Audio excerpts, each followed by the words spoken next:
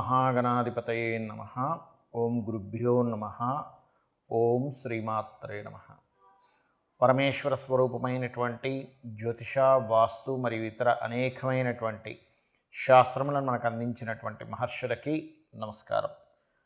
హయగ్రీవ హయగ్రీవ హయగ్రీవేతి యో వదేత్ తస్య నిస్సరతే వాణి జహ్నుకన్యా ప్రవాహవత్.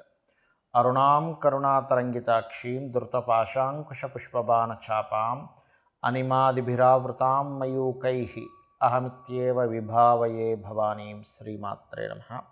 ఓం పితృదేవతాభ్యో నమః. మనం ఈరోజు చెప్పుకోబోయేటువంటి టాపిక్ ఏమిటి అంటే 12 లగ్నాల వారు ఏ విషయాల పట్ల జాగ్రత్త వహించాలి, ఏ ఉపాసన చేసుకోవాలి, ఏ విషయాల వల్ల వీళ్ళకి కలిసి వచ్చే ఆస్కారం అధికంగా ఉంది అనే విషయాలు మనం ఇప్పుడు తెలుసుకుందాం. ఒకవేళ లగ్నం తెలియలేదు మీకు, రాశి చూసుకోవచ్చు. అంటే మేషరాశి, మరి మేషరాశిలో అశ్విని, భరణి, కృత్తిక, ఒకటో పాదం కూడా ఇదే వర్తిస్తుంది అంటే ఇదే వర్తిస్తుంది.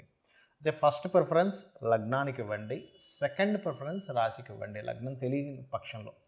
బికాజ్ ఆఫ్ మనిషి యొక్క మనస్సు కాబట్టి సెకండ్ ప్రిఫరెన్స్ దానికి ఇవ్వచ్చు, అందులో ఎటువంటి దోషం లేదు. అయితే దీనికి సంబంధించినటువంటిది ఇది మీరు పలానా లగ్నంలో లేదా రాశిలో పుట్టినందుకు ఇవి చెప్తున్నా.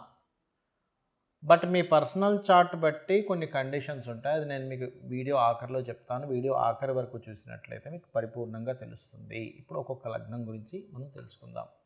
ధనస్సు లగ్నము, ధనస్సు రాశి. ధనుర్లగ్నంలో మీరు జన్మించారు, లగ్నాధిపతి గురువు అవుతాడు మీకు. లేదా లగ్నం తెలియదంటే రాశి మాత్రమే తెలుసు. మీరు మీ యొక్క రాశి రీత్యా చూసుకుంటే కనుక ఈ రాశిలో కూడా 3 నక్షత్రాలు ఉంటాయి. మూలా నక్షత్రము, అదేవిధంగా పూర్వాషాఢ, ఉత్తరాషాఢ, ఈ 3 నక్షత్రాలు ఉంటాయి. మూలా నక్షత్రంలో జన్మించారనుకోండి, సరస్వతి అమ్మవారిని మరియు గణపతిని ధ్యానించండి.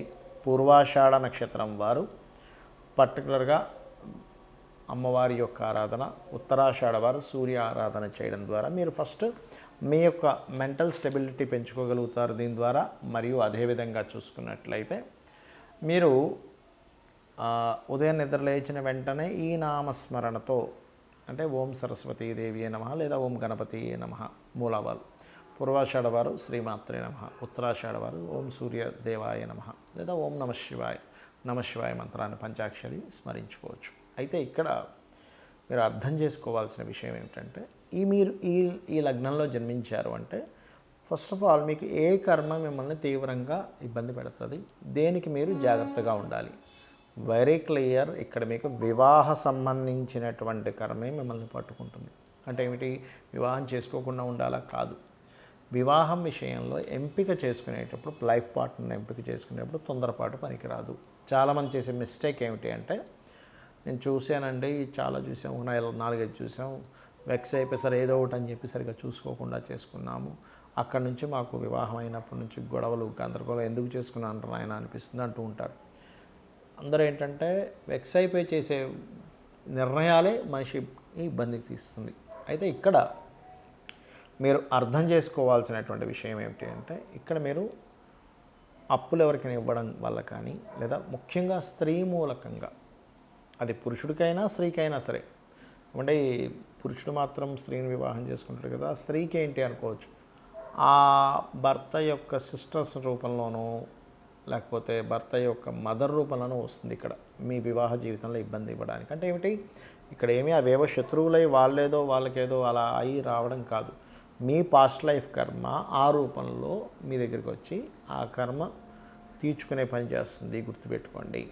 అందుకని మరి ఏం చేయాలి, బొబ్బర్లు ఎక్కువగా దానంగా ఇస్తూ ఉండాలి.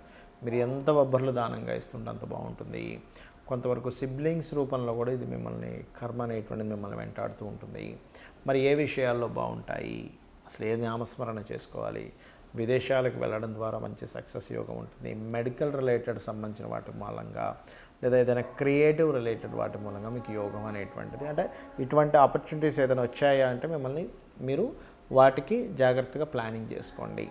అదేవిధంగా ఏదైనా సాధనలు, ఆధ్యాత్మికత, ఇవి కూడా, ఎందుకంటే సహజంగా గురు లగ్నం కదా, అందుకని మరి మీరు చేయవలసిన దేవతారాధన ఎక్కువగా మీరు లక్ష్మీ నరసింహస్వామి ఆరాధన చేశారు, ధనుర్లగ్నంలో పుట్టారు అంటే ఖచ్చితంగా మీ యొక్క కర్మను మొత్తం తగ్గిస్తుంది. ఇప్పటి వరకు మనం ఏదైతే చెప్పుకున్నామో మీది గనక పలానా లగ్నం అయితే పలానా విషయాలు జాగ్రత్తగా ఉండండి అని, పలానా ఉపాసన చేయండి అని, లేకపోతే పలానా విషయాలు మీకు అందిపుచ్చుకుంటారని, మీ లైఫ్లో ఈ విషయాల్లో బాగుంటుందని మనం ఏవైతే చెప్పుకున్నామో ఇవన్నీ కూడా మీ లగ్నం బేస్ చేసుకొని దీన్ని స్థిరంగా ఉండేటువంటి కారకత్వాలు అంటారు. అంటే పలానా లగ్నంలో పుట్టాము అంటే పంచమాధిపతి రవి అవుతాడు మేషంలో పుడితే, లేదా వృషభంలో పుడితే పంచమాధిపతి బుధుడవుతాడు, అదే మిథునంలో పుడితే పంచమాధిపతి శుక్రుడు అవుతాడు, లేకపోతే లగ్నాధిపతి బుధుడవుతాడు. ఇట్లా కొన్ని కాంబినేషన్స్ బట్టి చెప్పుకున్నాం. మరి పర్సనల్ చార్ట్లో ఇది ఏమైనా మార్పు వస్తుందా అంటే ఖచ్చితంగా పర్సనల్ చార్ట్ దగ్గరికి వచ్చేసరికి మార్పు వస్తుంది. ఎలాగా అంటే చెప్తాను చూడండి. ఇప్పుడు టీటీ ఇంజెక్షన్ ఉంది. టీటీ ఇంజెక్షన్ ఏదైనా సెప్టిక్ అయితే వేస్తారు.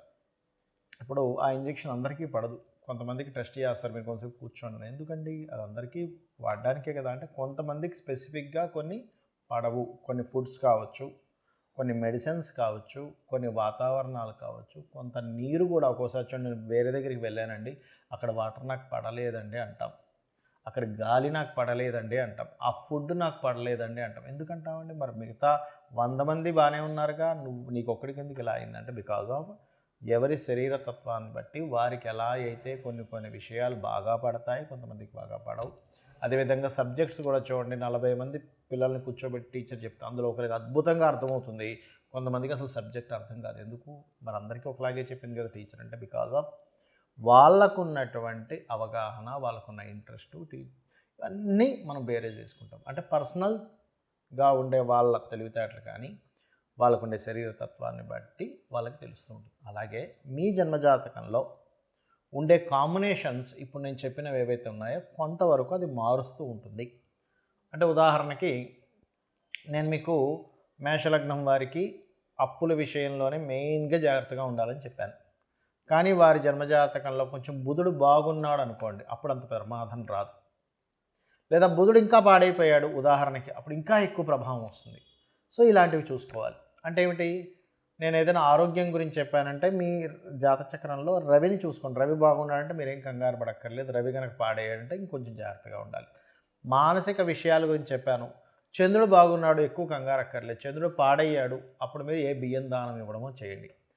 అలా కాకుండా యాక్సిడెంట్స్ లేకపోతే భూ వివాదాలు ఎక్కువగా ఉంటాయి ఈ లగ్నం వారికి అని చెప్పాను అనుకోండి, అప్పుడు మీరు చేయవలసింది ఏంటంటే కుజుడు బాగున్నాడా టెన్షన్ ఏం పెట్టుకోకండి. కుజుడు పాడైతే అప్పుడు మీరు కందులు దానంగా ఇవ్వడం, సుబ్రహ్మణ్యేశ్వర స్వామి ఆరాధన చేసుకోవడం, వారాహి అమ్మవారి ఆరాధన చేసుకోవడం చేయండి. అదేవిధంగా బుధుడు పాడయ్యాడు, అప్పుడు విష్ణు సహస్రనామాలు. బాగుంటే ఏం టెన్షన్ పడక్కర్లేదు. అంటే ఇప్పుడు నేను చెప్పినటువంటివి ఏవైతే ఉన్నాయో గ్రహం కనుక బాగుంది, ఆ రాసులు కనుక బాగున్నాయి, టెన్షన్ పడకండి. ఆ రాసులు బాగోలేవండి, ఆ గ్రహం పాడైంది, మరింత ఎక్కువ జాగ్రత్త తీసుకోండి అని నేను మీకు క్లారిటీ ఇస్తున్నాను. అదేవిధంగా గురువు అయితే శనగలు దానంగా ఇవ్వడం, గురువులు అంటే ఏదైనా బంగారానికి సంబంధించినటువంటి టీచింగ్ లైన్స్ సంబంధించిన విషయాల్లో కొంత జాగ్రత్తగా ఉండాలి. శుక్రుడైతే వివాహ సంబంధించిన విషయాల్లోని, శని భగవానుడైతే మీరు చేసే జాబ్ రిలేటెడ్ సంబంధించిన విషయాల్లోని, హెల్త్ విషయాల్లోని, రాహు అయితే విదేశాలకు వెళ్ళి అక్కడ ఉండేటువంటి విషయాల్లోని, కేతు అయితే కొంత ఆధ్యాత్మికత లేదా కొంత వైరాగ్య సంబంధించిన కొంతమందికి వస్తుంటుంది. అది పర్టికులర్గా ఏంటంటే కొన్నిసార్లు అయ్యో ఇటువంటి వైరాగ్యం ఈ సమయంలో రావడం ఏమిటి అనుకుంటూ ఉంటాం. ఏది మన మహాభారతంలో ఆ యొక్క యుద్ధం జరిగే సమయంలో అర్జునుడికి వచ్చినట్టు, అంటే ధర్మాన్ని వీడి ఒక రకమైన వైరాగ్యం. అప్పుడు కృష్ణుడు లాంటి వాడు మనకు కావాలి. ఆ శ్రీకృష్ణ పరమాత్మ యొక్క భగవద్గీత ఎవరైతే వింటారో ఈ వైరాగ్యం కూడా తగ్గుతుంది. సో నేను చెప్పినటువంటివి పర్సనల్ చార్ట్లోకి వచ్చినప్పుడు కొంత మార్పు వస్తుంది అనేటువంటి విషయాన్ని మీరు అర్థం చేసుకుంటూ నేను చెప్పినటువంటి పరిహారాలు మీరు చేసుకొని ఆ పితృదేవతల అనుగ్రహం కూడా పొంది లలితాంబిక అమ్మవారి యొక్క అనుగ్రహం కూడా పొందాలని మనస్ఫూర్తిగా కోరుకుంటూ మీ యొక్క జీవితాలు మరింత ఉజ్వలంగా మరింత సక్సెస్ఫుల్గా సాగాలని మనస్ఫూర్తిగా కోరుకుంటూ శ్రీమాత్రే నమః.